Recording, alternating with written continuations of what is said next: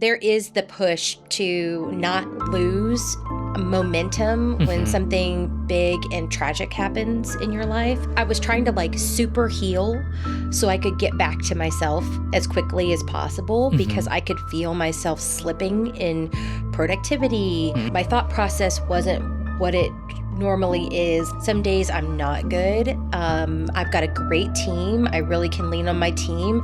They fill in the gaps for me, and I think it's the mark of a really good team. And some days I'm better than I ever was because I can feel his strength helping me.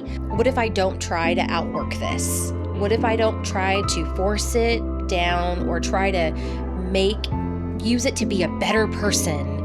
I just listen to the grief and let it take me wherever it needs to take me. That has given me a lot of grace. It has given me a lot of patience with myself because I can be very frustrated if I'm not producing at a certain level.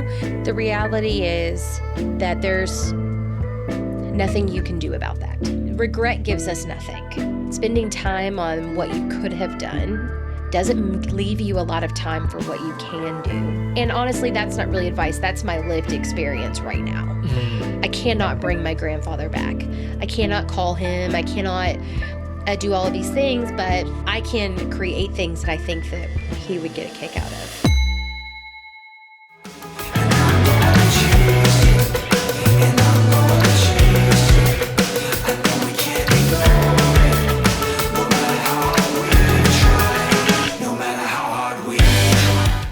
Is now in this episode, and I'm so honored to have her here because I believe that you guys are going to learn so much, especially with how she led her company, but also how she developed herself as a person, as a leader, so much more stuff. But keep in mind, this is just a informal conversation. We're just gonna have fun.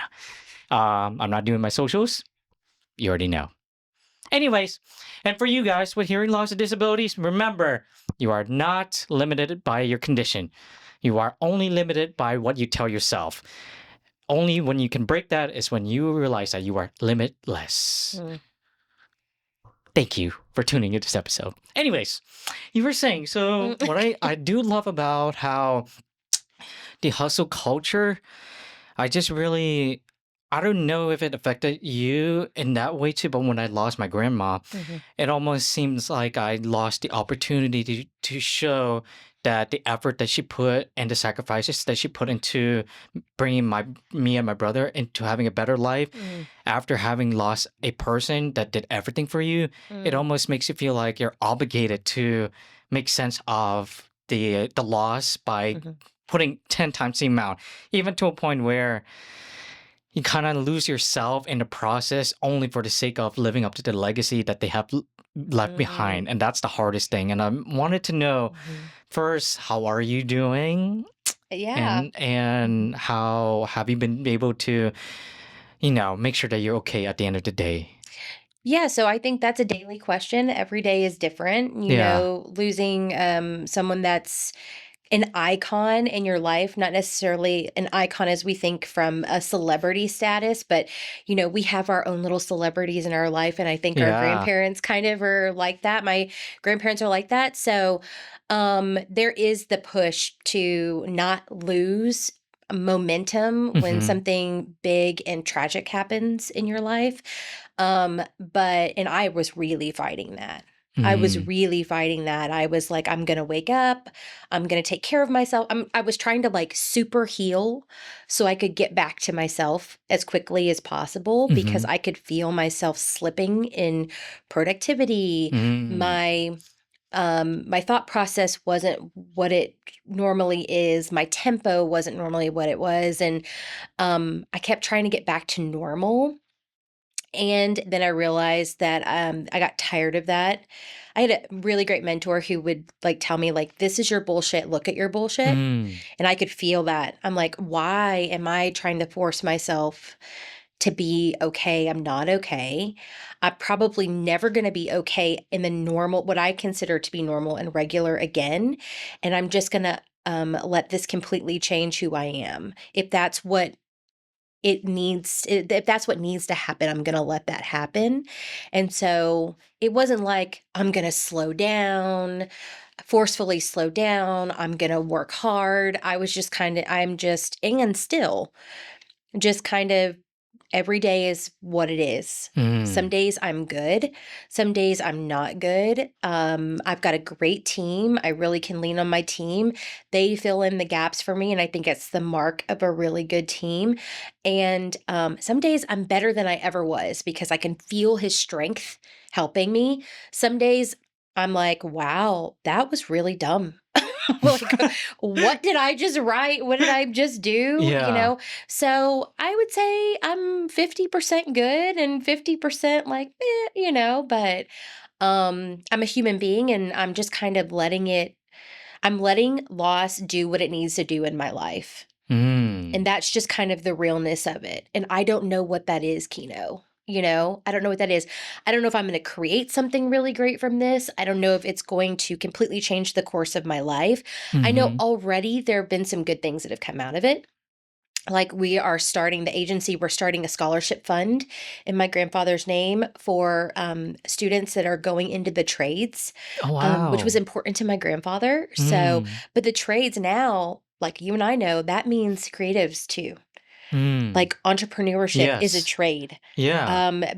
Working on the tech side of creatives is a trade. And so we have the opportunity to create a legacy in his name. So that feels good. But I don't know. We'll see. Ask me tomorrow. I have no I idea. will, in the words of your podcast, by the way, Yes. guys, if you guys are looking for I love this killer pitch that you always have, or that you have in the description. Mm. Having conversations that will never last more than 30 minutes. And then it was like, yo, that's gold. But Right. what I love, in the words of your episode, Let It Mhm. Change You. If you guys are interested in more conversations like that, follow Hello Francis. Mm. Did I say that right? Yes, you did. It's on Mhm. Spotify. Great podcast. Thank you. In the words of your episode, Let It Change You. And I Mhm. remember this moment when I was doing research, Mhm. it just hit me because it really touched me in a way that you said, you know what? I'm just gonna let it change me, and you acknowledge the fact that you have no idea Mm. where that's gonna take you. And most times, when it comes to crisis, loss, we just want to put our hands around the throat of the crisis and like, let me find out Yes. the answer. But Yeah. oftentimes, it's one thing I definitely learned today is that however you respond to the situation as a leader and as a person, how you respond to it is what will ultimately shape who you are. Yeah. Like in the words of Dark Knight, In the Batman, it's not who you are on the outside. It's what you do that defines. I think I'm screwing that up, but you know what I mean. I really enjoyed that. Huh? I really enjoyed that. I think Yeah. no, I think from what stuck out to me was something that I saw that Tyler Perry said about grief. Mm. Have you seen what he said about grief? No, I have not. He said that he tried to outwork it, outrun it, Mm. out earn it, outdo everything, and all grief did was wait for him to finish. And Dang. that really stuck with me. And I thought, well, you know what? I like to learn from the mistakes or, the experiences of other people. What if I don't try to outwork this? What if I Mm. don't try to force it down or try to use it to be a better person? I don't try to use it to do anything. I just listen to the grief and let it take me wherever it needs to take me. And so that has given me a lot of grace. It has given me a lot of patience with myself because I can be very frustrated if I'm not producing at a certain level. And I wouldn't say this is what I needed because what a horrible thing to say. Mm. But without it, I don't know that I would have this patience now. Like, Mm. because I am historically an impatient person. Me too, Shantelle. Me too. I'm horrible. It is so painful. It is so painful. I'm like constantly annoyed. Mm. My tempo is like, I want to go. I want to Mm. do it. So, and this is just, I don't want to say slow me down because I think that's a little bit cliche, but introspective, a little bit more intentional, deliberate. And if I'm having a bad day, then I'm just having a bad day. Did it ever what were some of the things that you actually came to realization? But because of course you want to go, keep going, going, going. Right. But sometimes when we slow down, it often reveals what we're also missing when we're going at a speed of light. Hmm. What were some of the things that it revealed Hmm. to you at the time when you slowed down and you realized, oh my gosh, Hmm. both personally and professionally, what were some of those things that you finally had to that you were thankful for finally seeing it for the first time? That I can't outwork everything. Okay. That, I can't outpace everything. Mm-hmm. That things are going to happen and I can't control it. And Mm. that's really hard for me because I like to control things. Mm. I'm extremely motivated by freedom. And I used to think I was motivated, like different points in my life, like, oh, I'm Mm. motivated by money. I'm motivated by time with my family. I'm motivated, whatever. I'm just a freedom seeker. And Mm. I use my work to get there, use my money to get there, everything to get there. Right. And so I have no control though over life in a lot of ways. And there are going to be times where I cannot be free of things that make me uncomfortable, no matter what I Mm. do, no matter how hard I try. And so I just need to back off of that, and that is really hard if you're I don't like the word control freak because I think that's just a stupid term. But it's Control just dumb. freak. It's just dumb. But, there's just a lot that you can't control and I can't control. Yeah. And those times are very apparent when they happen in your life, as you know, with your grandmother. Yes. Can you zoom The into worst. this I know. It's the worst. emojis? But Yeah. no, but sometimes the loss and even not just loss, but financial, Hmm. even personal, there's loss does not discriminate. Yes. It just does not. It comes for us all the same way death does. Yes. It will always find you, and just for some reason, it's like it sinks its claws into you. But the Yeah. way you, going back to what we said earlier, is like the way you respond to it is how it would determine how you respond to situation, how you view the situation. Hmm. You will create your own definition of how it means to you. Yeah. Some people just go off the rails and lose everything. There are some people that lose a lot of themselves into the loss because that's all they ever identified themselves Yeah. in. But what I have to say is the way you took part of that is that you created a scholarship grant Hmm. in your grandfather's name. That right there, you're carrying on the legacy, and because as a leader, one of the hardest part that we have to acknowledge as we get older and as we get better is to realize that ultimately we have to get into the mindset to let the people that are better than us to succeed. Yes. The legacy, if we don't have that, then what you're really doing is you're just taking everything that you've learned Hmm.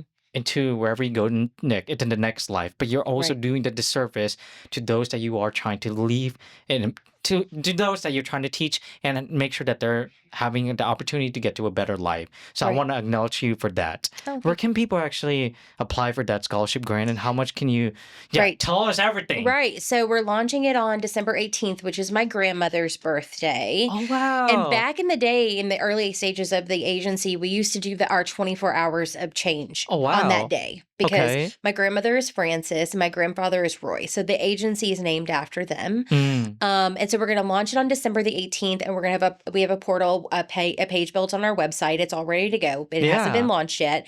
And then the deadline is April the 15th, and then we will announce the winner on May the 23rd, which is my grandfather's birthday, and which is very timely. And so this individual must be a high school senior going into a Okay. trade school, or someone who is currently in a trade school and wants to continue. Okay. And so, yeah, I mean, we've never done anything like this before, but as an agency, I think our talent is to create. And so, no matter what happens in life, good, bad, or the other, we're going to create something from it, hopefully. Hopefully, it'll be beautiful. Sometimes it's not. Sometimes it's total crap and no one should ever see it. Mm-hmm. But I think this is one of those times where it's going to be really fun and it's going to be a great thing for my family. It'll be a new tradition for my grandfather's birthday that we can celebrate his life in a way that's meaningful, that continues his legacy of crafting beautiful things. My grandfather was a carpenter. He made great things. His garage is like so actually, my favorite project from this year is not one that's public that anyone has ever seen, but Mhm. I took photographs of his garage, like Wow. kind of like lined up like his tool bench, and then I framed them for my son's apartment, and I made them for my brother, so they have my grandfather's tool bench in their Oh, home as wow. well. And so I think it is just taking all of these things that he created and collecting all of this little screws and his hammers and his wrenches, and you know, pushing that forward and making sure that his life print is still here, which is very important. The third thing to add on to that is the fact that you wanted to celebrate the importance and the value in those who choose to follow the career in the trades. Yeah, Because like even if you think president, if you think singer, celebrity, but also the backbone of our country and everywhere else around the world is also including the people that work every day in the trades, for sure. jobs that don't normally get celebrated enough. Hmm. And that right there, it's like they do so much of a good work that we don't they it almost feels like a thankless job. And so for For doing sure. something like that, Hmm. you bring awareness and some sort of validation for those that have not been able to get that some type of attention that they deserve. Yeah. And the other thing, Chantel, I know that laws makes it harder to, from our personal perspective, to give ourselves some grace. So I want you to know that Mm.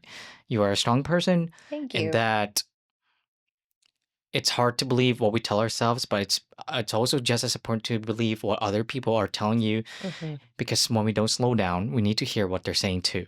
Right. You are doing a great job, and Thank you you. are. I almost get inspired, but guys, Shindo, can you drop your socials and Oh, tell us sure. your whole name and your company? It's guys, it's Right. Francis Roy Agency. But no spoilers. Go ahead. So I work for the Francis Roy Agency, Yes. francisroy.com, and that's Francis with an E, not an I. Okay. That's my grandmother's spelling. And we're at Francis Roy Agency on Instagram, but you can follow me on Instagram Yes. at Shantelle PD. I am not a police department, although everyone follows me. Every Wait, you get comments where people every are you freaking are you police department and fire department follows me. because, Chantel PD? because Okay, I did not think about that. Just you're the Yes, because my middle name is P, is an initial P, and then my last name is Dedicke. So I'm like, oh, Shantelle PD. That's like Chantel's who I am. And then, so when I first got that tag, like on Twitter, my Twitter account was like 90% fire departments and police Oh departments. wow. Yeah, and After your username? yeah, I guess because they were just searching all the PDs. Oh, it's the algorithm. Yeah, they were finding me.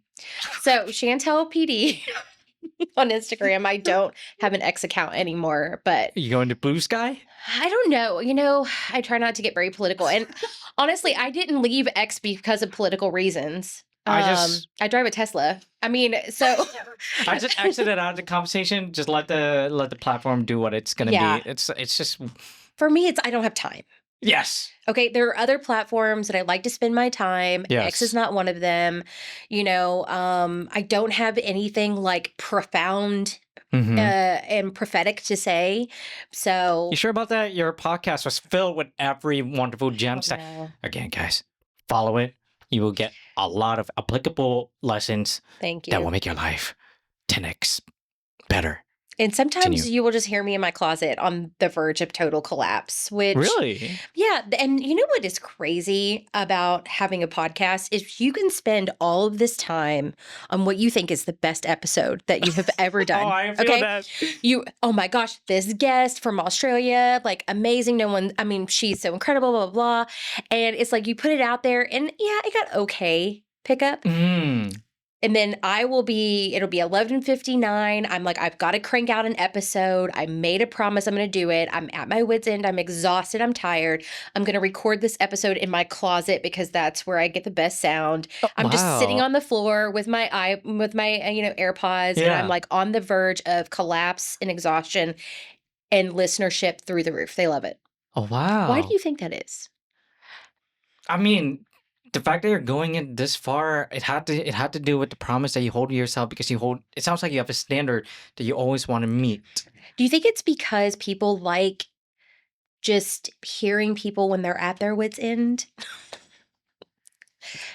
All of our answers could be the right answers. I think There that is can no be a little wrong bit of answers, everything. because there are some people that they don't have access to the people that they want to be around with in terms of distance, but by having this amazing technology where they can hear your thoughts from another place, Yeah. they're actively looking for ways to make the most out of the situation, and so the things that you could say will help them immensely. Yeah. So there's any answers that we give is literally, it could be the right one, or all of them is just right. Well, and what I think is so interesting, because you and I talked about audio, like Yeah. sound. And Guys, you're I have like, hearing loss. I'm not the best person to talk about this, but you here were we go. like, but All yeah, right. but I hear what you were saying, because you were like, are you sometimes recording on your phone? Which is you kindly telling me, why are you not paying more attention to the sound on your No, I on your couldn't phone? tell. Oh no, but I know, but what I'm saying is, like, the episodes where I'm so obsessed with the sound because I'm like, oh, this guest, like, I just want it to be perfect. People do not seem to care. And then I will sometimes be in a coffee shop and you can hear the clinking of the cups and everything. And so that is when I decided, I don't care. I'm just going to strip away this idea of perfect for this podcast. And I'm just going to show up for our listeners. I'm going to record something, even if it's 10 minutes of me just rambling and being pissed, which I like to call angry brunch. Like, sometimes that, or if it's this wonderfully produced 2-part series with an author I'm just going to create something. And sometimes people listen to it and sometimes they don't. Well, see, the funny thing is, the episodes that you release, I just never even focus on the quality. I just focus on what you were saying. Because, like I said, the Lidded Change episode, I could not give a crap about the sound, because I was like, well, see, that's so interesting it. because you're a sound like guy, you know? So you think the content is more important? Yeah, it is. Okay. Well, that's good feedback for me. It is. Okay. Again, deaf. Please take it with advice. There you go. Right. There we go. Take it. I can take the advice. I can Please take the advice. it with caution. Oh, okay. This is definitely a reason to be cautioned about. Okay, Yeah. but I have to say, it's just you can almost, there's certain people that will have this personality, but there's no connection because they don't really believe what they say. Where like the things that you do say, you believe it so much that people will believe it. And I, again, going back to most recent episodes, especially the ones where you were so raw and you were just talking things out. In a world where we find everything that's perfect, as corny as it sounds, guys, authenticity is the hardest thing to. You can't fake that. You cannot. Well, it's very vulnerable. You know, it's a place of vulnerability, and no one likes to feel that. I hate vulnerability. Really? Yeah, but it's where I am the truest form of myself. Like, when I feel raw, when I feel exposed, it's where I find my best work. And it's very frustrating, but if I can get there where I feel incredibly vulnerable, like this makes me feel vulnerable. Okay. As it should, you know, I think this is important, and the things that we create are important, and spending time with you is important. It makes me feel anxious, a little outside of my comfort zone, and a little vulnerable, but it's worth it. It's worthwhile. It's worth doing to kind of push yourself to get there just a little bit, even if it's not perfect and your ponytail's jacked up and you've been working all day and, you know, that kind of stuff. And so I think that's who we really are, is when we're most vulnerable, is who we really are. It's who I really am. I don't like to give advice. You know that. Yes, one episode, you said you were talking about the topic of maybe just let people figure it out for themselves, because oftentimes when we start to establish ourselves as the go-to person for everything, we're not really helping them in a way. We're just constantly giving them a shortcut. Yeah. Sometimes there's a value in just seeing them struggle a little bit because they need to, like you said, they need to be in a zone where they're not comfortable. They have to figure that out. So I actually loved that episode, by the way. Thank you for listening to that. Oh my gosh. Research. Research. So, you're so smart, Kino. You're so smart. So I feel like each time someone asks me for advice and I provide it, Yes. I cannot take that advice back. Mm. And that individual can make large life decisions based on what I'm about to tell them. Do Mm. I feel qualified at this point in my life, in my 45th year of life, which my grandmother says you never say two things, your next move and your age, and I just broke that rule, so it's fine. But Damn, I just broke that rule too today. right, with me, that's fine. And I'm seeing all of these things on like TikTok where we're interviewing 30-year-old people and saying, if you could go back and give your younger version advice, well, I don't know what the hell I would tell myself. I'm not old enough. Like, what? And Yeah. so all I can do is share my experience. Okay. But I'm not going to tell you what to do with your life Mm. because you know. And I also feel like you need to listen to your intuition. Mm. We don't do that enough. There is Absolutely agree. so much information out there. Everything is a Pinterest board. Everything is do you know what this guy is doing? You need to emulate the CEO's morning routine. He's getting up at 3:45 and he's doing 65 punches. Like, come on. No. You No, no, no, know? no, no. Come on. It's crazy. Like, maybe you're not a morning person. It's not gonna work. Maybe Maybe you're not a morning person. And you need to listen to your body. You need to listen to yourself. And you need to figure out when you are your best during the day and pour everything into that window. Mm. And if it's at 3:45 in the AM, peace be with you, brother. Do it. If it's at 9 o'clock at night, let it shine. Yes. You know, Yeah. and I think that we're just listening to too much.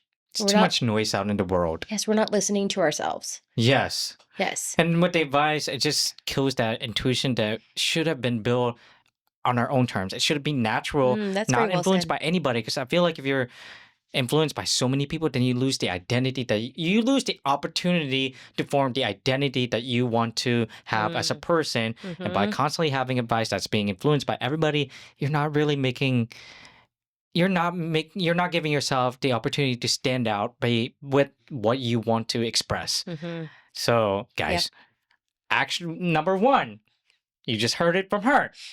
Shantelle Dedicke, Francis Ford Agency, the CEO, and also the mother of, I think it's Jack. My dog, yes, Yeah, Jack. Jack. Yes, Captain Jack. I don't. Declan. Yeah, there's that D I remember. Yes. Yes, cute dog, guys. Yeah. Anyways, I actually do have a question. So, based on you talked about advice. You don't want to take advice or give advice, Mhm. but how is that any different to there's that one episode that you had with your grandmother, and she was like, Yep. "What were some of the things you could give me or the viewers?" Yes. So, how is that any different to Yep. her doing that? What a great question. I feel like when you're 88 years old, that is when you ask someone for advice. Mm. Like that woman has lived lifetimes and lived through things. I mean, to me, we don't ask our senior citizens for enough advice.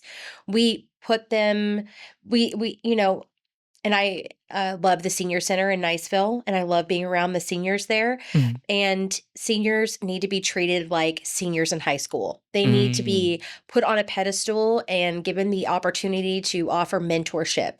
They're not in the last phase of life. They're in the phase of life when they can offer us the most. And so my 88-year-old grandmother has earned the life experience to give advice, because the advice that I would give right now, what if like 20 years from now, I learn that that's not it? When I'm 88, please text me, call me. I will give you advice.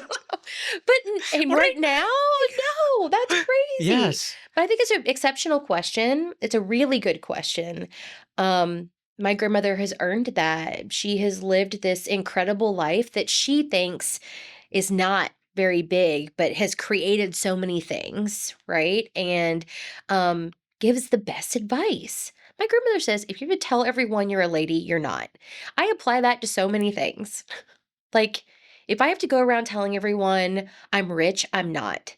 If I have to go around telling everyone I'm smart, I'm not. You shouldn't have to, just live it.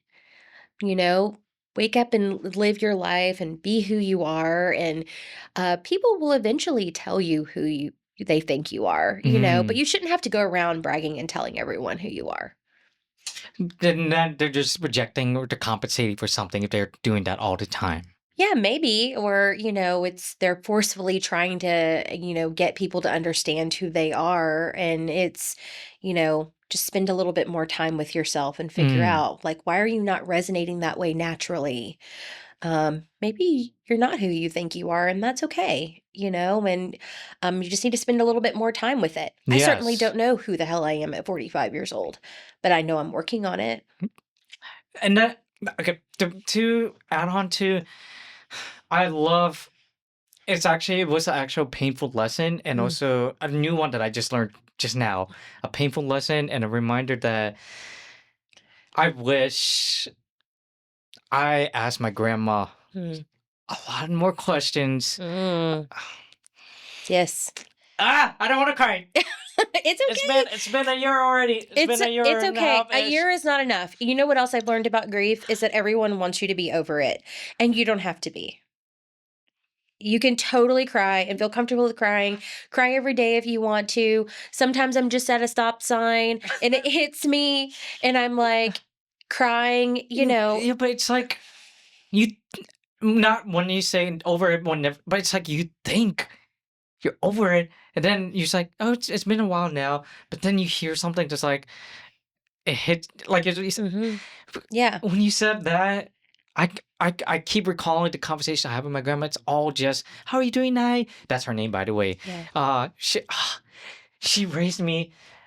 She's the reason why I can speak the way I am. She when I was, long story short, she put me on her lap, and whenever we go to trips to on the way to my hearing sessions, she would point out cloud. Can you say cloud? Trees, grass, and I'm just like, all the phone calls should have been more than that. It should have been, Mm. and I can you tell me the time how you were able to put so many sacrifices with grandpa, but I don't have that anymore, and it's Yeah. just like. But do you know the answer to that? Huh? Do you know the answer? What she would say? I don't. And Mm. that's the Yeah. hardest Yeah. that's the hardest truth that I'm still working on accepting. And Yeah. it's just like, I would even so I'm not a heavy believer in. I lost my way in religion, especially in Christianity. Mhm. But this necklace is my grandma's. Yeah. 5 years. Mhm.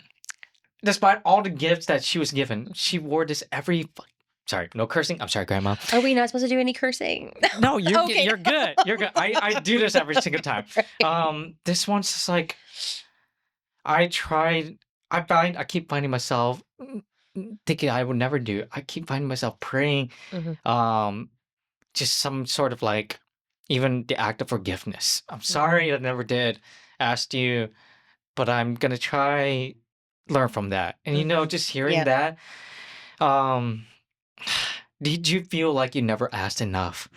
And do you ever find yourself when you record this episode, Mm. maybe when you said 45, Mm. do you ever see yourself finding in a place where you will eventually listen to those things Mm. and especially what your grandma told you? Do you ever find yourself that maybe the person that you are now when you record those, maybe when you get to 45, when you look up at that person, you will have the ability to reflect on that and see if the lessons that she taught you at that age Mhm. are still applicable at that age that you're going to be. Yeah, for sure. I mean, everything we create is a diary. It's a Mm. journal in some way, and um, I always look back at things that I have written 10 years ago or even social media posts or whatever, and I'm like, "Oh my god, that's so who was that?" Like, who was that?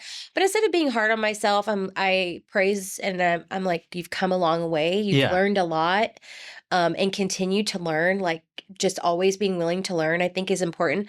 My grandmother, I spend as much time with my grandmother as I can, especially now, but in my grandfather's last year, I got very intentional. I had the gift of Mm. seeing him sort of get like I had a little bit of time.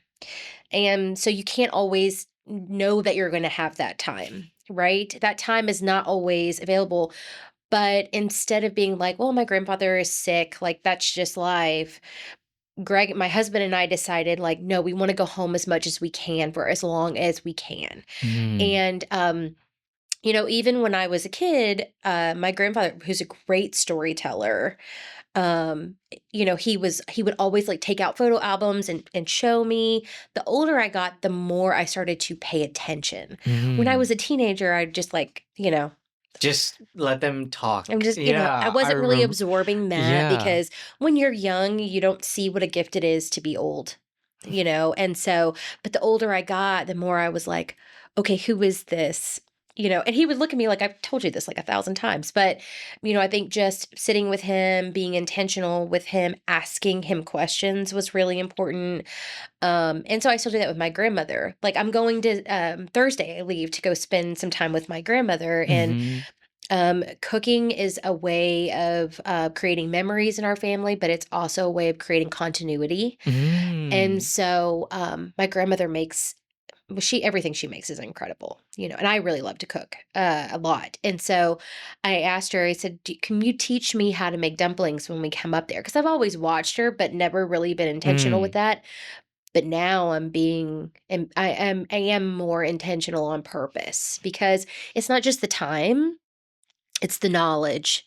They have so much to teach us, but it's not just our grandparents, it's everyone in our family. Yeah. Everyone that's older than you have time to ask them what they know if they're willing to share it with you. Like there are people in your family that you might want to ask questions because you don't want to do that. Mm. There's learning to be had in what you will apply and what you will not apply. Mm. Who you want to be and who you don't want to be. And that's okay, it's not negative, and it's not meant to, like, throw any shade at anyone, but every single elder in your family is like an encyclopedia, and so Oh, you man. maybe you don't have that time with Uh, your grandmother, but you have it with your mom, and your dad, and those questions, it's not too late to ask those questions to them. you know, they were here this past weekend. Mhm. I I was with my girlfriend Amanda, and we were driving away, and I could hear my mom and dad just joking, laughing. You hear it every now and then, but like at the age 26, like I don't wanna stop hearing that. Right. And there was a guest that I had on my podcast, Quinn Aaron, love you, brother, and he said something about the soundtrack of our life, Mm. our parents, grandparents, and it's just like it felt so weird when everything became quiet. I don't want the soundtrack of my Mm. parents to go quiet. And the other thing I love what you said was your grandfather and your grandmother seem to embody this family first. And I Yes. remember there's one episode that you touched on a little bit, which was you and your husband, Mhm. and you guys work so much.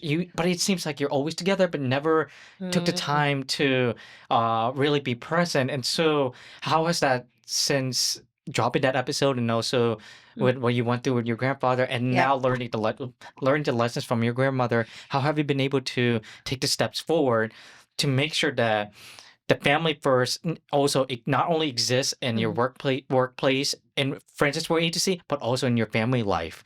Right. So, family first is our first core value at the Yeah. agency. And we don't mean our work family. Mm. We mean your family should come first. We don't have a work family. Work family, to me, families can be toxic sometimes. You can do things to your family that you wouldn't do at work. Yeah. Uh, so, Like putting my brother in the snowball. right, Get exactly. it, bro. But we wanna have an environment where you can put your family first, and Mm. that I think clarity is really important, and we don't really call ourselves a work family because, Mm. uh, we're a work team, for sure. We're a strong The team. The Avengers. Avengers. We're a strong team. In my Yes. opinion, we're one of the best teams. We're the best team I've ever belonged to. Mm. But because we're a good team, we can spend time with our families, the time that we need to spend with our families, and we can prioritize them. And that's what family first means to us. My grandparents are great about that. They're great about your family comes first. Everything, we're always together on holidays, that kind of thing, all through when I was growing up. So Um, I have found the older I get and the more distractions there are in my life, I am around my people, but I am not with my people. Mm.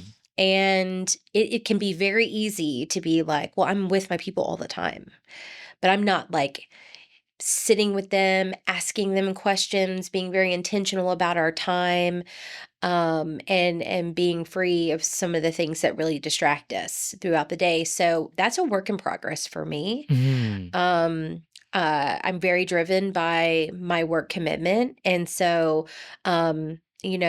not necessarily, being intentional about putting that to the side at times, and well, not at times, every day. Yeah. Turning that off so that I can be with Greg and our dogs. And I've found that I need that. I need it like exercise. Mm. If I don't have it, if I don't have that time with him and where I can talk to him, be present with him, or be around my kids, they really fuel me up, then I start to feel tired Mm. and I get burnt, not necessarily burnt out from like a work perspective, but I start to get run down. And so that fuels me back up and I need it in my life and I should have it every day, right? Is this time with my people. And I think that they need that from me too, Mm. to be better. So we all need it to be better, but it is a work in practice because distractions are the real deal. It is so easy for Greg and I to be sitting right next to each other. So we do this thing. We Hi, do Greg. Hey Greg. Haven't seen you in a while. We do this thing where we're like every other couple. We like to scroll on Instagram. Yeah. Um so I'll like mirror it to the Apple TV and we just scroll together. But you're just focused on the TV. But Yeah, you're not we're just necessarily. like laughing, we're laughing, we're sharing things, Yeah. it's like watching a movie sometimes. And so I think there's a compromise. I don't know if that's very good. And he screws my algorithm up sometimes too, Oh my God. because what he likes is not, obviously what I like. So we have like a shared algorithm, I think. Yeah. That's why I had to get off of TikTok because I was like, I can't have fishing on my FYP. Like, I don't know what this is. But, it's just, this is our day together. We cook a lot together. Greg like curates music for me. He tries to control my mood with music. He doesn't think I know, but he does that. But I know he does. So like music is a big part of our life Yeah. and things like that. So, but it doesn't have to be this elaborate thing. Mm-hmm. It really is. We just want to be home. Hi guys, Kino here. Just wanted to take a second to say thank you so much to each and every single one of you that has been with me on this journey for Hidden Record and just sharing all the stories of all of the creatives that have appeared on the show. If you enjoy deep conversations like this, make sure to hit like and subscribe on YouTube. And if you're listening on a podcast platform like Spotify, make sure you follow that so you won't be out of the loop for every month because I try to drop at least 2 episodes. So grab your popcorn and soda and let's get back to our conversation. The common thread in all of this, it just so happens that you know how they're saying money will bring you happiness, da da da da da da, fame, blah blah blah. But what I keep hearing is what refuels you is your family, your kids, Yes. and that doesn't seem like that should have been the right message to be spread across, but not this materialistic. Yeah. I wish I knew that when I was younger. I kept You are younger, Kino. no. You are. It's just I put so much pride in. I will get the best camera and I will define who I am by the best equipment that I have. But no, not anymore. Well, there's nothing wrong with having a standard. Have a standard. Okay. That's fine.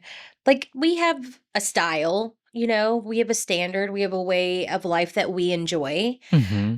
but it's not the most important thing. Because if the most important elements in my life were removed, which is what I learned with my grandfather's loss, none of that other shit matters. Mm. I don't even care. Like, I love clothes and I love this and I love that. And, when I was going to my grandfather's funeral, I was like, I don't even care what I'm wearing. I'm tired. It was exhausting. It was, so the things that are kind of like the decisions I make in my day that I think are important are not the most important decisions. They're sometimes what makes my life a little bit more enjoyable. Like, I love beautiful aesthetic. I love, um, art, and I love clothes, and I love owning things and having things. Who doesn't love that? but they are so not the most important things in my life. And I would trade all of those things for the most important things, right? Tony Stark said to his father, and his father asked him, "Oh yeah, what's the smartest thing he ever said to you," or something like that. And then Tony says, "Ah, gosh, I hate how life imitates art. Mm, Money will never buy a second of time back," something like that. right. And like, I, I am so glad I got a voice memo of my grandma. She was talking about, Oh my gosh, you do? What a gift. I know, I know. I love that. And my mom, her iPad, it just lost everything that we had of her. Yeah. But I found the voice memo. She was talking about her experience in World War II. Hmm. She's such a strong believer. And, I keep saying this in my podcast. And it's like, one thing I wish I could tell my grandma is this. I know that it might be wrong, right? I don't know. But I want, one of the things I want the most is that you are going to be the one that proves me wrong. Mm, You proved me wrong about religion. You proved me wrong about my decision to leave the whole entire way, because I'm willing to accept that truth, because I know she knew better than I ever did. hmm. But They I always do. cannot get that back. But Kino, don't you think that it's a very specific gift to you that you found that voice memo? Because that is the way that is your lens in the world, is Hmm. audio, right? It's unique in your world. It's completely unique to you. Anybody else in your family could have found that, and you find it, and that's because that's her gift to you. But So we didn't know it at the time. I that's saw your okay. Instagram. You Yeah. you Oh had the my voice gosh. memo with Yes. your you call your grandma Mima, and then it's Mima and Papa. yeah. Yep. You saw that, but like, Yeah. what a gift. And it's just like, Yeah. You have to record. You have to keep your voicemails from your people. yeah. Wait, It's what? your voicemails. Yeah. Keep your voicemails. I've got birthday wishes from my grandfather. I've got when he checked on me when the hurricane was coming, and I can keep playing that. And Mm. so like, don't delete voicemails from your grandparents or your parents or the people who were important to your life. I have voicemails from my husband and my kids and my grandmother. I mean, you just don't know when you're going to need them. And like, it goes both ways too, Yeah. like, we carry the responsibility to leave them something behind, because we never know either. And it's just like,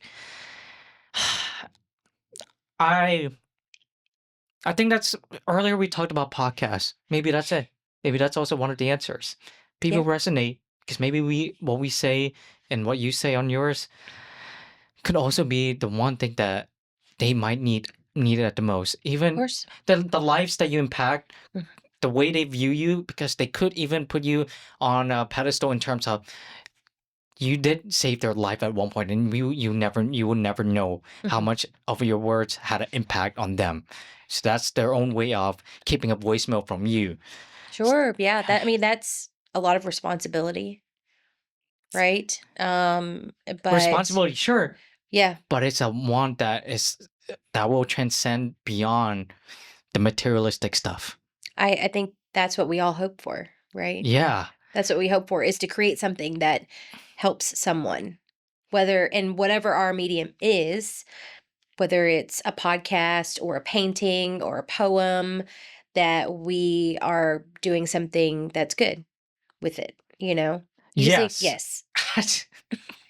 And like, going to backtrack on what you said, the fact that you had a family first and that culture that you have fostered in your family. Mhm. Now, understanding that your grandfather was also one of the first one in the line of your family that truly had a loss that was significant for everyone. Right. How has that been able to, for you, how have you been able to transfer that onto your team? Mm. Because each and every one of our team members, whoever we're working for, each one of us have a huge and unique impact on the overall team success. Right. And so what have you been able to do after this? It's not a tragedy. I think, okay, first thing I want to touch on is Mm. grief. Nothing, stuff like that should never be identified as a tragedy. Sure. It should not. It should be identified as a celebrity. No, not celebrity. A celebration. Of life, for sure. And when we carry on the responsibility to live on with their values. And so going back to what I said earlier, it's like with your team, what were some of the things that you learned as a leader to take a step back and let your team truly take everything, take the reins, Yeah. including trust? Well, my team has done the hard work of building trust. They earned trust a long time ago. So what I didn't realize was I have always had this ability to step back. That's hard. Right. It's really I've hard. always had that ability to step back. They were always there to do that.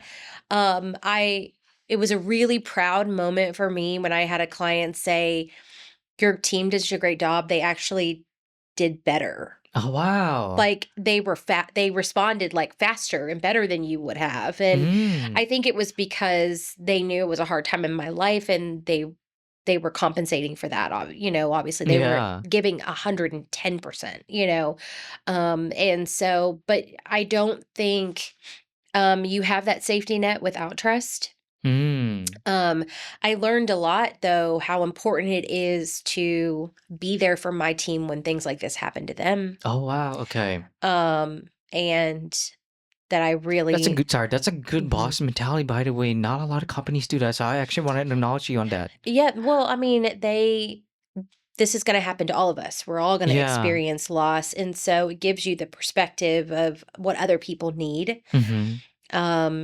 And because I knew what I needed at that point, right? Like, what I needed was a break. I think we have the opportunity to be a hero in our team's lives when they need it the most, and really going above and beyond to make sure that they have everything that they need. They did that for me.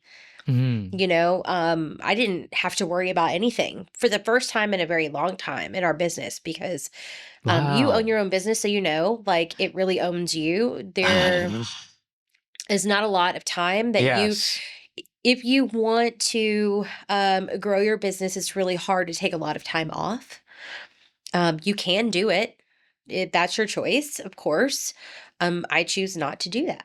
And so I push, and then, but I needed this time, right? I needed to take this time off. And so my team just rose to the occasion. They made me realize that I was probably not taking enough time off. Oh, wow. So, and I know I can do that. I mean, they're a very high performing was the sense team. Of pride Super, super proud of them. I mean, I don't know that I'm in a position of pride, because I don't own the performance of my team. Okay. It's collective. Okay. But I think that I certainly was in awe of them. Very humbled, very inspired, very motivated by their the way that they kind of rose together and did everything. Not that I do so much that it took them all, you know what I mean? But just the feedback from clients was, we didn't miss a beat. They were great, so really in awe of that. One thing I will appreciate about the age is that you are now limiting what like you said, the noise, you're now closing off certain things, the noise. And one thing I will appreciate is that I love that I want to learn. I still need to learn. Yes, always. And one of the books, guys, I recommend it. Ooh. It's called the Loss of Leadership. Okay, man, why am I forgetting the author? I'm sorry, whoever you are who wrote it. I'm so sorry. But one of the things it said in there was like, when you're a leader, every decision, almost everybody will blame you for it. And that's the hardest thing, because you are the one that's steering the ship. But what your team did, that is such a beautiful and a hard thing to accomplish, because it's hard enough to get everyone to agree to put their ego aside and see the bigger picture, the mission. Right. Yeah. And on top of that, to treat each other like family, that's a hard and a rare thing to cultivate in a work environment. Yeah. And well, I think it's because we don't treat each other like family. Yeah. We treat each other better than family. What's better than family? I don't know what other word that's... It's, well, because you don't always treat your family very well. Not Who? you, but some people. Okay. I'm sure you're great with your family. Yeah. And I try to be great with my family too, but Yeah. we take liberties with our families that we don't take with others. Yeah. You know, we and I think that that's not always appropriate for the workplace. Yeah. For a high functioning team, you can't have the drama of a family. Then the thing is, like what you said, there are going to be hard things that are going to happen. Eventually, you're going to have to let your guard down and let them see for who you really are. And then that would embolden them to be like, okay, I can see Yes. that you're human. You're not just a machine that wants to go, go, go. Right. We have our moments of weakness. So I think Yes. but that's them seeing me as a human, not a family member. And I think that because they're a very high functioning team, we're like any high functioning team. You close the ranks, you do what needs to be done. And then at that time, it allowed me to be with my family the way that I needed to be with my family. And I don't mean it like all families are bad. I don't think that the dynamic at work and the dynamic in our families, they shouldn't be the same. Unless you work with your family, and then that's whatever. That's a whole different That's a whole topic. different thing, right? Like I have I have my own business, so naturally sometimes my business is a Yeah. family business, right? Like my son Greg owns his own website company that we contract to. So proud of you. Love you, Greg. And it's curonecodigital.com. Very fantastic. So really proud of him. But at work, we're working. And that can muddle the lines a little bit, right? When it's your family, because but the dynamics of a family, and the things that you do, the decisions that you make to protect your family, they don't mirror the decisions that you have to make at work. You know, I mean, maybe there are some jobs out there that do that have to be more We're like gonna have another tragedy here. caused by me. You know, but our work is not life or death. You know, it's professional, it's polished, I like to think. It's collaborative. And in order to do that, everybody has to show up and really be their best functioning self. And if not, that's what we have unlimited PTO for. Unlimited paid time off. Like, wow. Take one of those days, friend. Yeah, I'll be gone for 2 months in the Himalayas. Right. I'll be back, guys. You could send me a rock mail. I'll get to it when I can. But families can be volatile. They can be passionate. They can be unpredictable. You know, Yes. and that, in my opinion, is not a fit for a high functioning team. Yeah, because a team you need to be stable, consistent, but it's we'll just Honest. For What? sure. Honesty, you know, Yes. for sure. Not that, but I'm just, there are crossovers, but I'm just really firm, and I don't think that the work family is healthy. Because like leadership also applies into the personal life too. Because what you learn from your personal life in terms of leadership can also apply to work, but it's hard to It's so find hard. where's the line with that one. If you say honesty with your family support, because who you are, like from what I've known ever since I interned for you guys. Oh, guys, by the way, if you're looking for internships and if you want to tidy up your skills as a graphic designer or a business leadership skills, anything like that, go to Francis Roy Agency. They have a page for internships. We do. Well, oftentimes you have to see they will have posts where they look for a specific position. Other times, if you think you have something to offer that's not listed, you can email them. Anyways, this episode is sponsored by Voila! Fix your straw! I'm kidding. But like, what I appreciate, what I've learned from you is that go-getter, you're a go-getter, you believe in the quality, every single thing. But it's hard enough to separate who you really are from personal and workplace. And for example, like Hillary, you're awesome. How were you able to take the steps to delegate? Because like, even if you can't accept even if you can't find a way to separate who you really are in the family dynamic or family aspect, for the lack of a better word, Mhm. how are you able to delegate some parts of yourself to your team members? Like Hillary, Right. yeah, Janae, yeah, Hillary, every person on my team. Well, I mean, Hillary's been with me since the beginning, I mean, and yeah. so was Janae. I mean, it's been really the three of us and Kelsey since the beginning. Um, you know, it's so difficult because my team, I would kill for my team like a Mhm. family would, right? Like if Hillary called me right now and said, I need you to do XYZ, I'm in trouble, I would drop everything and I would do it. Mm. Because not because we're a family, but because I respect her and she has earned that respect. Mm. And she has been incredibly loyal and I am loyal to her. She's dependable and she knows that she can depend on me. It is a reciprocated relationship that is built on trust. It is also a very professional relationship because one of the very first promises that I made to Hillary was to always put her career development before friendship. Oh, wow. And I think that that's important. Um, too often we try to be quick to be friends, and when you are friends with someone, you will make decisions that will preserve that friendship. Mm. And sometimes you have to make decisions that are better for that person professionally, that will help Man. them advance. And the friendship muddles that, Kino. It blurs it. My commitment to Hillary is a lifelong commitment. And everybody on my team, that I'm going to sponsor you, I'm going to propel you, I'm going to be your champion. Are we going to hang out on the weekends? No, that's for your family. That's for your family. Do I there are certain members of my team that have been with me for such a long time that I love and admire them and respect them, like Hillary and Janae and certainly almost everyone at this point because we have very low turnover, which is fantastic.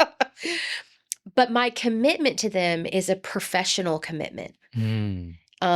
It is a position of I will champion your success. And if we're buddies, I will do everything that I can to protect the friendship.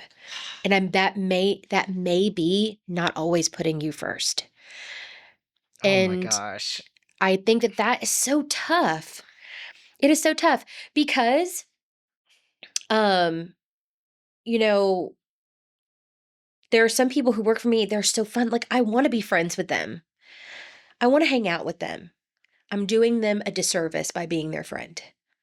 I need to be their champion, Kino. And I can't do that if I'm their best friend. That's actually one of the topics of this conversation today that I have in my team. Oh, yeah. I was frustrated with that aspect. It's so hard. And that's why, you know, it's difficult to work for your family and it's difficult to work for your friends because they will treat you and you will treat them with the concept and idea that your relationship is always going to hold everything together. No. And it will not. Accountability gets lost because we, Correct. as friends, like, oh, you're late on my shift. It's okay. It's not I trust that okay, you're good. though. It's not. It's not okay. You should be charging your friends and family more. Hey, Aaron, you're late for Thanksgiving. All right, by tomorrow, I want $100,000 for being late. But I get it. It's like you lose accountability. You start to lose the quality of the work because you're letting things slide just to protect our feelings Yeah, as friends, you and can't it's do it. not. I don't understand why. How is it? I don't even know the step. That's the one thing I will admit. It's like, how do you even begin that process or conversation?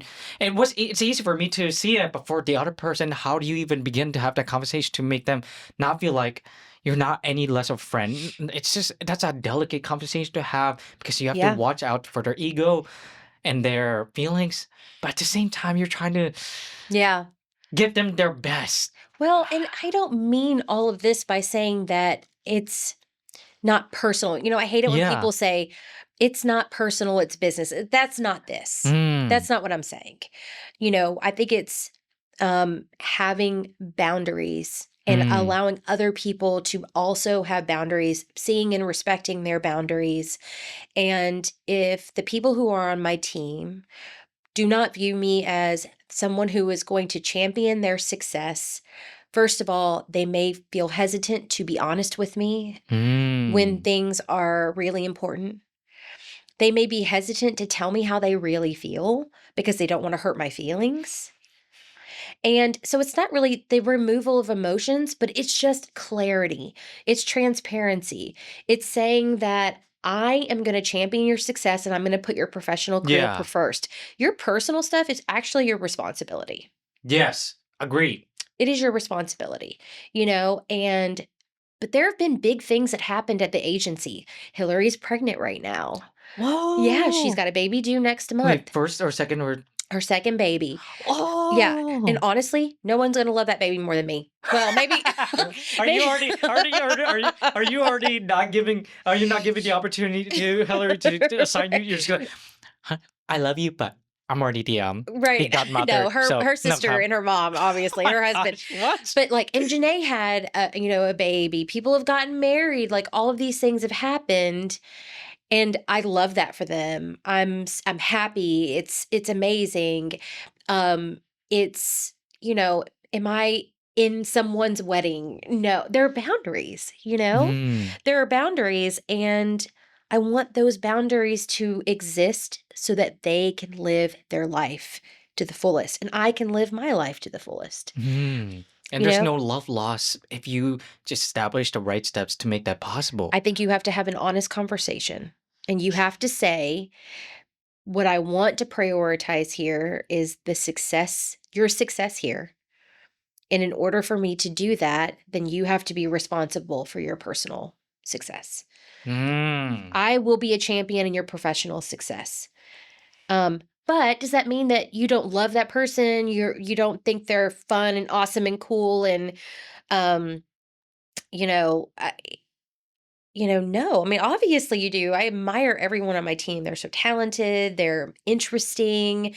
But are they staying the night at my house? And, no, every now and then I have parties at my house and they'll come or whatever. But, we're not like going on girls' trips. And, it's just there's a line. Misty, I have a question. I'm sorry. I'm just talking. I have a question. Yes. How are your team members able to differentiate seeing you as a friend, seeing that you are going through something that's very difficult? Yeah. But at the same time, how are they able to balance between the friendship, but also the responsibility of who they are as a team player? Yeah. And also you, from your perspective as a CEO, but also a friend, to give them the space to understand why you're going through it. Yeah, this is How so did easy you for me to navigate answer. through this? This is so easy for me to answer, Oh. Kino, because I think my team knows me and they knew what I needed was for them to take care of business so I could be with my family. Mm. They weren't worried about being my friend at that time Oh, wow. because I was surrounded by my family. They took care of the agency, and that's what I needed from them. And they did Okay. it better than I could have done it. They totally rose to the occasion. They killed it. They knocked it out of the park, and that's what I needed. And Mm. I think that communication, the clarity that we have, the transparency, it wasn't a question. I didn't need them to be calling me all the time and checking on me. I needed them to make sure that my business was still there when I returned. And Mm. that's what they did. And that I think that comes from having a culture of honesty and trust and building that from the very beginning. And I mean, yes, were they texting me and, hey, just checking in, are you okay? Hillary is specifically, because Hillary is very intuitive. And, Hillary's my right hand, and it has been. And because of that, she knows if she doesn't hear from me, something's wrong.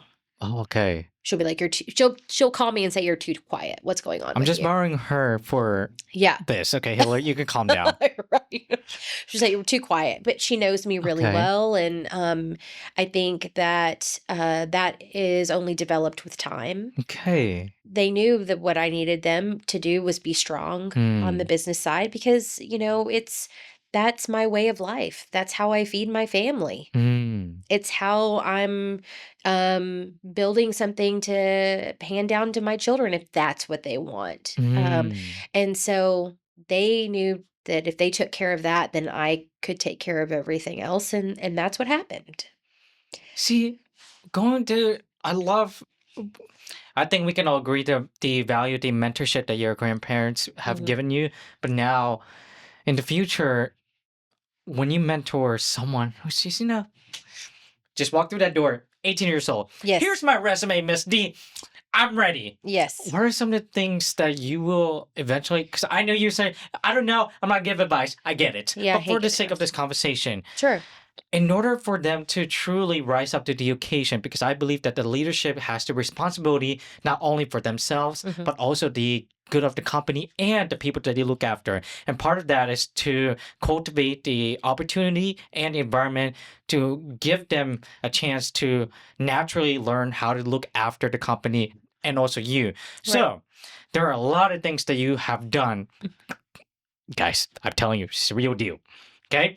So when an 18-year-old, Mhm. 20-year-old, whoever walks through the door, Yeah. what are the things oh my gosh, I'm already stuffed because I'm already excited. What are the things that they need to keep in mind when Mhm. they get their first step through the door at whatever company that they're applying for? Right. I think to understand that just be honest with what they're looking for. Hmm. Expect, I think, everybody to be human in the process, to not have to know everything, to be okay with looking back and feeling a little cringy at maybe what you might have said or done. And that's totally normal. Everyone does it. One of my favorite mentors, and he's still a mentor for me, Darren Rudloff, he was my boss in Wyoming. I absolutely adore him and Yeah.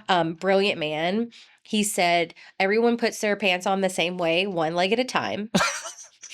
That's actually so simple, but actually It's so effective. simple, it's extremely effective, and, I think what I always felt like he meant by that was that, we're all humans having a human experience, and that no one's better than anyone, Mm. and that you don't have to be afraid, and, um, you might be afraid, and that's okay to be afraid, but the person interviewing you is just as scared to I am scared, guys. Yeah, they're just as scared, right? Like Yes. you showing up, you're anxious and you're vulnerable and you're overwhelmed and you don't know what's going to happen next. And guess what? The person interviewing you is also feeling that in a different way. Mm. They don't know if you're the right person, and maybe they've interviewed 100 people and they're exhausted and they're overwhelmed and they're anxious. Um, totally be yourself, and if that is the right situation for you, then it Mm. will fuse together.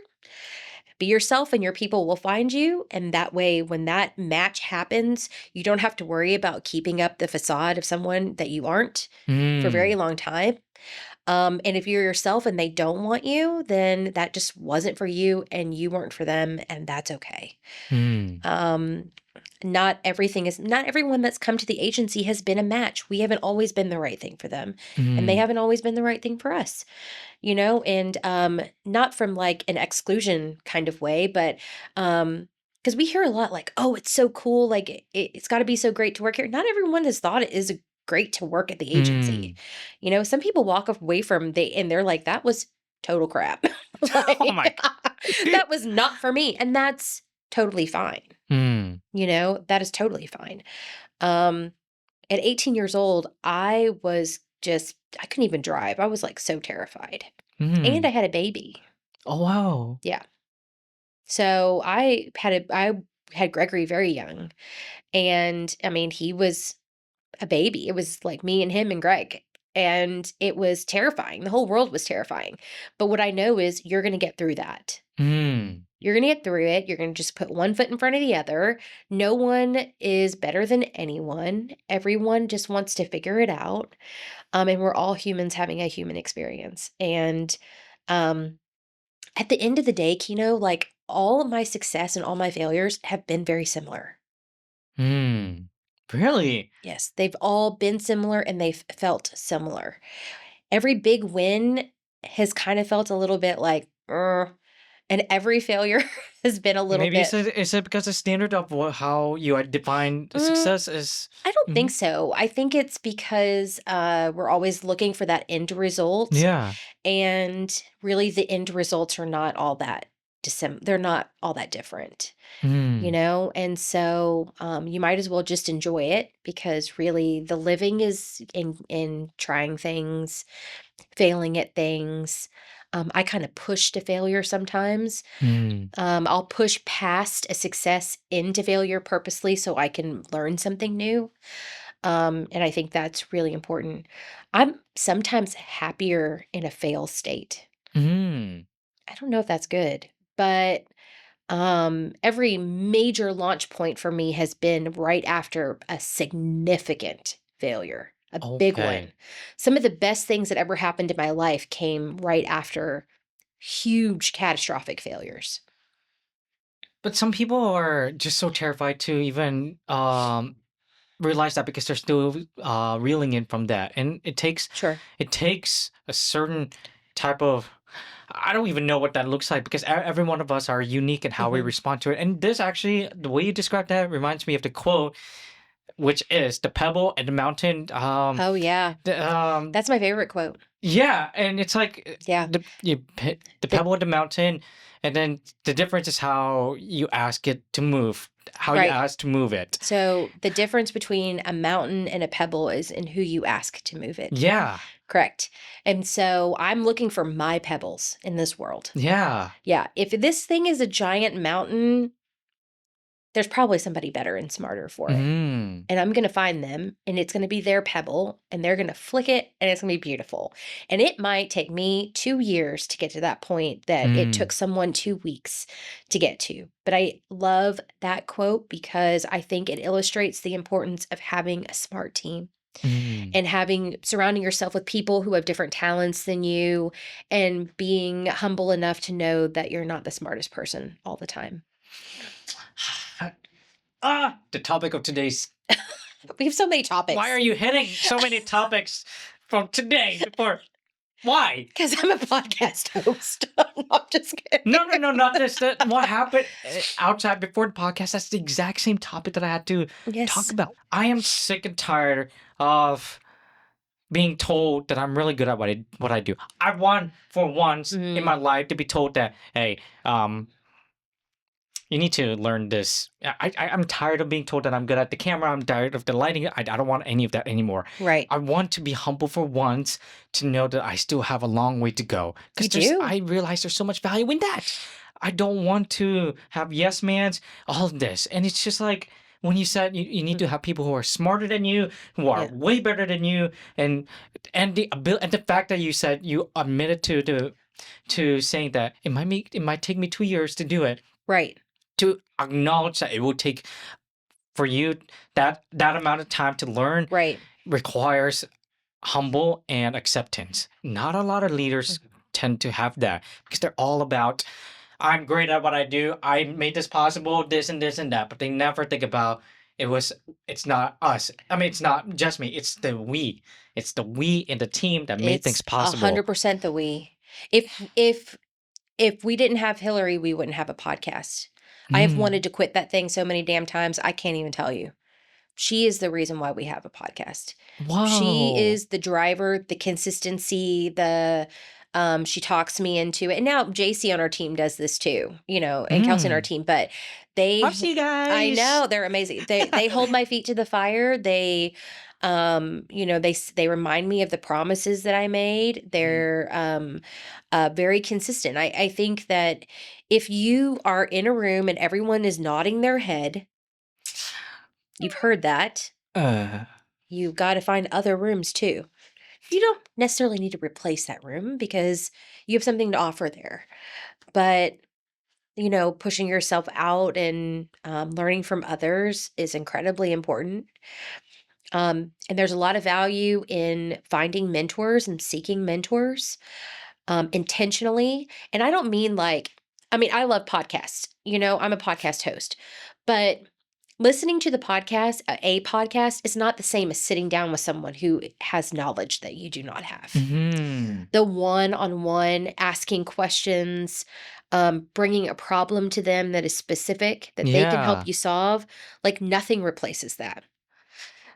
That's so true. Oh my Nothing God. replaces that. Oh, you have described that Mm. so perfectly. I've been looking for a way to describe that, and you actually place because I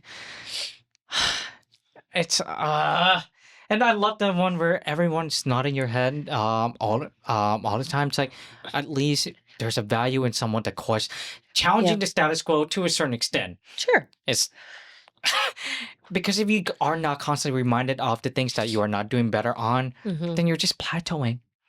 At least being told about what you are not good at is the best way to grow. Yeah.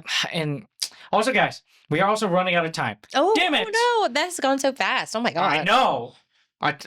That's crazy. I You're know. gonna have to cut some of this out. Oh no. A little bit. The longest episode that I've had to edit, and I don't use AI Mhm. because Oh, I great. pride myself in going from the beginning to the end. Mm. 4 hours. Oh my god. Yes. I had a guess. That's Quinn Erwin. That's the one because we got Quinn. so into the conversation Yeah. and we just forgot everything. And I was so proud of that because, yeah, tired, cool, but 4 hours. Wow. I only got it down to 3 hours. I'm The- hungry. I'm gonna need a snack. I need a little rice.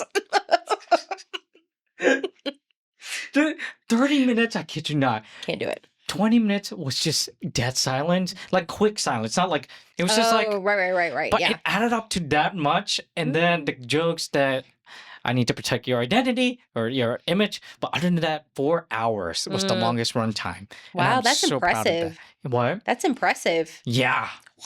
And anyways, I don't know where we're going. But yes, guys, we are running out of time. Unfortunately, I just love to there's so much more to be talked about, and that's why always aspire to look for mentors. Shantelle is one of them. She's thank here, she's ready to take you on.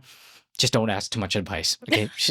You're gonna need to learn. Okay. I'll do my best to share my experience in that situation, Okay. or provide an example of another wonderful human that can share their Okay, there you go. experience. You just heard it. Now, there are a couple things I want to just wrap it up. Mm. First, I still, after I left the Mm. internship, again, great internship. Okay.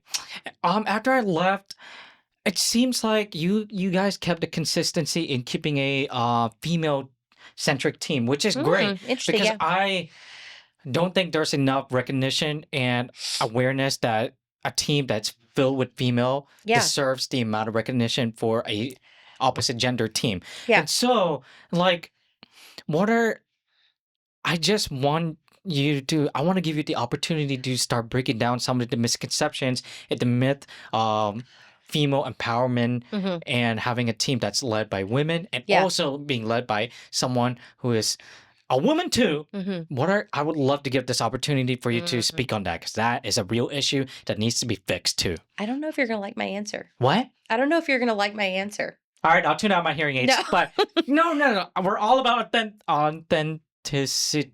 I love that. So, that's not intentional. What? It's not intentional. Okay. This diversity and inclusion in our agency is the way that we practice that is thought diversity. We Okay. want people who think in different ways, people who have different educational backgrounds, different experiences, come from different places. Mm. It just so happens for us, those people have been women Mm. predominantly. We've had guys on our team, but it isn't like we are a female fueled Mhm. agency on purpose. The women who are on our team just happen to be the best and smartest people for the job. Hmm. And they all just happen to be women right now. And that might not always be the case. And it certainly hasn't always been the case in the past. But I don't know that I can honestly say that that intention has been because I want a female led team. I want the smartest people for the job. And those people on my team are women. And I think one of the beautiful and also scary thing is that our decisions often have unintended results. Right. And when I saw your team roster, I was like, good on you for Yeah. just Sure. giving the confidence, because like, dude, the world is gonna be it's gonna be more divisive, it's gonna be more chaotic than ever. But to have a voice that advocates, whether intentional or not, Yeah. is the best way to at least make a contribution to a better world, no matter how small or big that is. Sure. And so even if it wasn't intentional, I still have to acknowledge you, acknowledge you on that. Yeah. And Thank you. I mean, 10 years from now, I could be leading an all male team. I don't know. it's gonna be like an NBA. It'd be like a hockey NBA team. of the agency. I don't know, but regardless Yes. of gender or background or education, I feel confident they're going to be the smartest people. Okay, actually, now the follow-up question to this. For the people, for the community that I want to represent and help them give an opportunity to have the same opportunities that we do, what are some of the things that you can say to them, even though you may not have direct experiences of what that is actually like? Sure. What are some of the things that this is the one time I'm going to ask for advice for that community? What are some of the advice that you can give to those that have disabilities and hearing loss to know that they can do this? Right. So, my best lived experience is that I always listen to myself first. Okay. And my gut, she knows. She's smart. And if something doesn't feel right, it's not right for me. Okay. And I ask myself first, I check in, and I think that I try not to reach outside of myself for the answer so much. I know what is right for me. And I think whether you have a disability or not, I personally, I am down a sense as well. I have not had a sense of smell for over 30 years. What? Yep. And it's ironic a little. Wait. You cook and you. I know. So it's a little bit ironic because I cook What? and I can't smell anything that I cook ever and have not for, a very, very, very long time. Not quite 30 years, but like 25. So I was in zero. I have complete dysplasia. I can't, this is a horrible illustration, but if you were to hold dog poop up to my nose right now, I would smell nothing. So despite our disabilities, we can still do the things that we love. We can still experience them in different ways.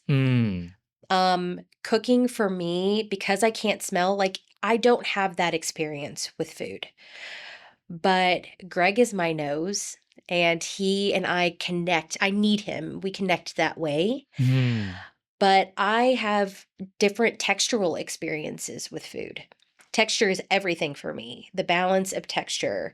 I spend more time with it and I'm more deliberate with the way that I cook because I'm down a sensory ability. And so I don't think our disabilities should hold us back. I think they should push us to appreciate and learn in ways that other people cannot learn, and to seek experiences and kind of be a little bit more curious than someone would be who just takes for granted that they can hear, right? I take that for granted.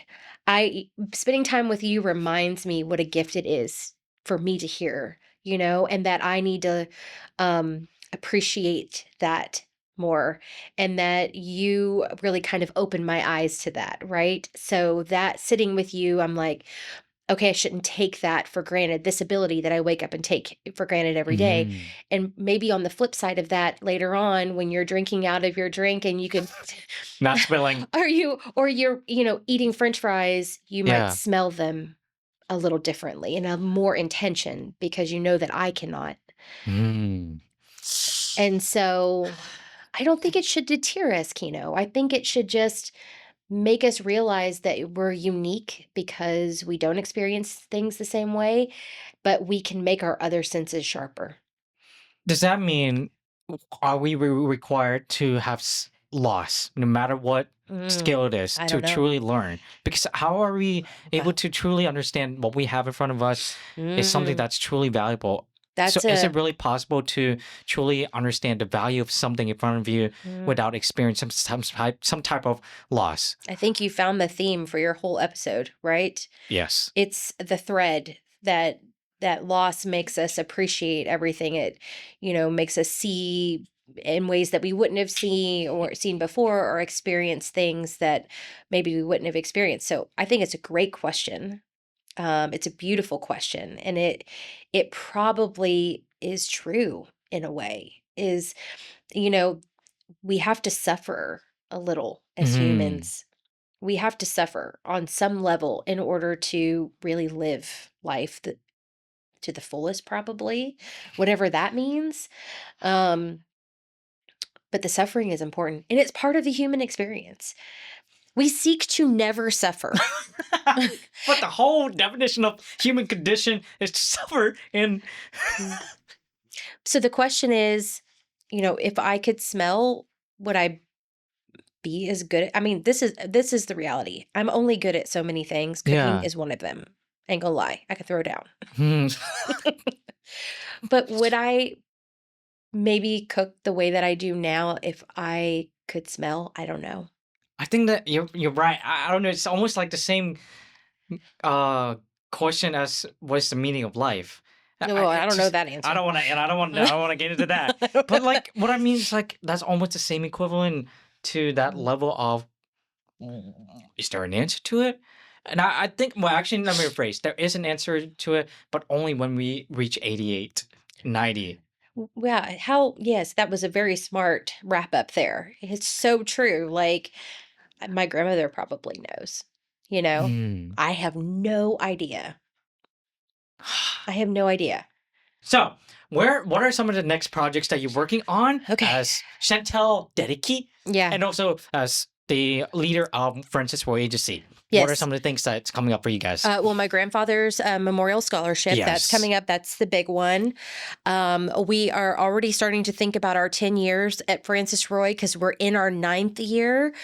So thank you so Congratulations. much. So we are going to go through a big rebranding project. It'll be our first Wow. one to celebrate 10 years. So those are the big things. I'm so sorry. There's one question you just said. Mm, Rebranding. mm, I know you said the importance of the handwriting with your yes. how what are you gonna do to preserve that? Because that was such a beautiful message that you had. But what are you Right. gonna do to preserve that? Well, I think I put it on everything I can. Okay. Well, and okay, so I'm gonna try not to cry when I tell you this because it shocked me. But when Okay. we were developing the logo for my grandfather's scholarship, Janae, who was our art director, Yes. she's now the senior director of design at the agency. She just got promoted. Way to Yay! go. She said, I have your grandfather's signature. And I was What? like, what? When did she have that? Like, how did she get that? And I guess a long time ago, in the beginning of the agency, we were going to name our email the Roy Report. Yeah. And we had my grandfather write, just like my grandmother's Francis Yeah. signature, we had him write his name. He printed his name, and we never used it because we don't call it that. We call it Hello Francis, right? Yeah. Um, and so now my grandfather's actual handwritten print is the logo of the scholarship that's in his honor. So the Whoa. preservation, I think, of that is just the things that we touch, our voice, how we write, how we do all of these things, they deserve to be preserved. And we do that at the agency by using their signatures and using it as our logo mark, and that will not go away in the Oh my rebrand. But gosh. I know, isn't that crazy? It gave me chills. I thought I was going to lose it, and I hate crying. So You, you added my mom was she she traveled to Philippines and she was cleaning out my grandma's stuff. mhm. I remember this room, it was filled with our toys that we were given, and she was cleaning out and there was a book. It was a Bible. Mhm. Mom was going through it really difficult and she was trying to make sense of everything. She opens this book, Mhm. a letter comes out, Mm. and it was a letter that and I wrote years before. She knew that she was gonna pass. Mhm. Ah, How are you going to preserve that? hmm? How are you going to preserve that? through the actions that I do and through Mm-hmm. keeping that letter, my mom has it. A- Yeah. In that letter, it said, "Oh fuck, oh fuck." It said, she had a beautiful way of writing things like poetry. Mm-hmm. In the letter, it said, uh, "Grieve me if you must." For I'm already for it had said something along the lines of basically you can grieve me when you need to, Mm-hmm. but it's time for me. It's time for me to go, for I still have more to live. Um, and I still have more to do. But no, oh my gosh, know that I'm here. If you ever need me, uh, yeah, That's it's. amazing. I'll show you too. I still have the picture. But it said like, just call on me. I'll be nearby. Just know that I'm not gone. You have given me the love that I will always cherish. And please to give some love to yourself. When you grieve. Oh my gosh. I wish I'm not human. No, you're great. I mean, I think who said that when you walk into a room, your ancestors come with you, and The that what? your What do you mean? ancestors, they come with you, your people, that's the strength of your people. I think as Filipinos, we really feel that. We feel very connected Yeah. to our people culturally. And that, what a gift from your grandmother. Like, what an amazing gift. So the preservation of that is important, and the way that you choose to honor her legacy is a responsibility. Well said. Yeah. I'm literally fighting. I heard you. You're good, Kino. It's just when that letter fell out and my mom read it, she broke down, and when she sent it, and I'm like, Yeah, that's a no, lot. I refuse to believe that she. It's such a weird thing. It's like she knew that she was gonna, and I didn't want to believe it. I just didn't want to believe it. But How old was she when she passed? she was over 90. Yeah, I mean What a freaking yeah. blessing. Yeah, it is. But that letter is her wisdom, and probably some of the answers to the questions that you hoped you asked her. So reading that should give you strength, a little bit of grounding, right? And a little power knowing that you carry her with you. I think that's so important. It's funny you say that because my mom gave me a book that was only written for me, Mm, and it was my grandma. She only wrote it for me, and my mom was like, she left it for you, and it was all the prayers about God because she knew I lost my way, mhm, and every chapter was every part of the emotions, mm. happiness, frustration, every little emotions that you can name, Yeah. and she wrote all of her wisdom. Kino, I don't know why you think that you don't have the ability to ask her questions. She left you all of these answers. How important. I'm going to start I did not interviewing get you. this. Huh? I'm going to start interviewing you. So, no. I just wish I wrote more back. Well, the reality is that there's nothing you can do about that. Regret gives us nothing. Mm, So you work on the things that you can do something about, which is learning from her words. Even if you have to read them daily as a little devotional. I kept all my cards that my grandfather sent me, my birthday cards and stuff. And, when I need a little bit of strength, that is there for me. I can return to that. That is a gift. But, you know, spending time on what you could have done um, doesn't leave you a lot of time for what you can do. mm, And so I would focus on that if I were you. Well, and honestly, that's not really advice. That's my lived experience right now. mm, I cannot bring my grandfather back. I cannot call him. I cannot do all of these things, but I can create things that I think that he would get a kick out of. that he would think are cool or funny. Anytime I wanted to do something crazy, my grandfather was the one that I would call because he would say, "Girl, you just think you think of the craziest stuff." Or he would be, or he'd go, "Girl, where did you think of that?" Or like, "Where'd you come up with that idea? Yeah.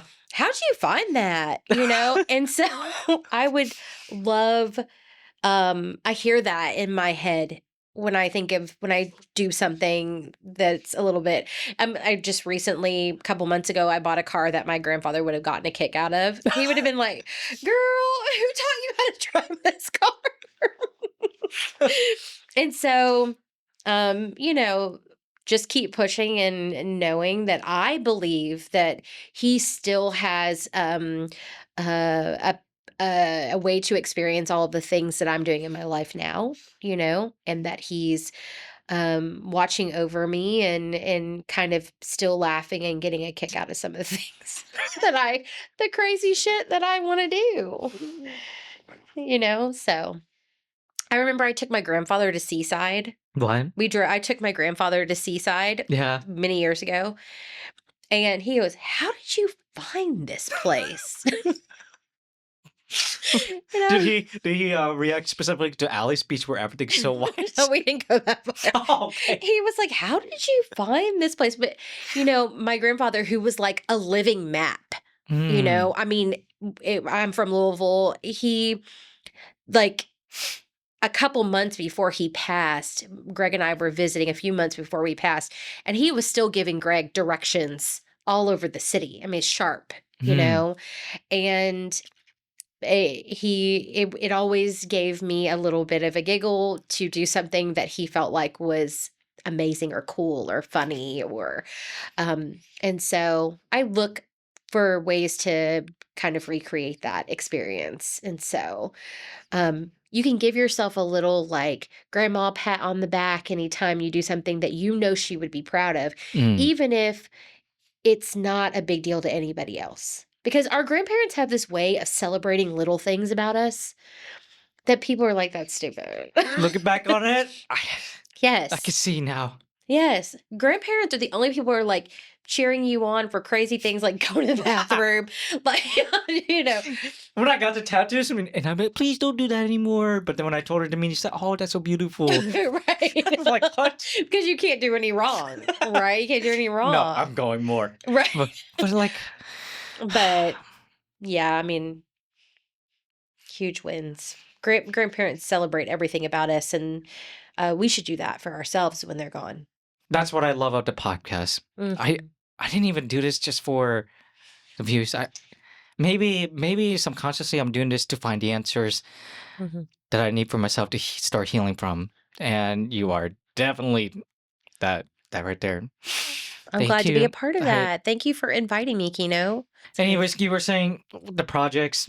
What's next? Oh, yes. So you I talked think about your that was it. grandfather's. Yeah, the rebrand, obviously Yes, our 10-year, rebrand. which is going to be huge, and I don't know what's going to be next year. Okay. Oh, Oh, we'll see. 2025.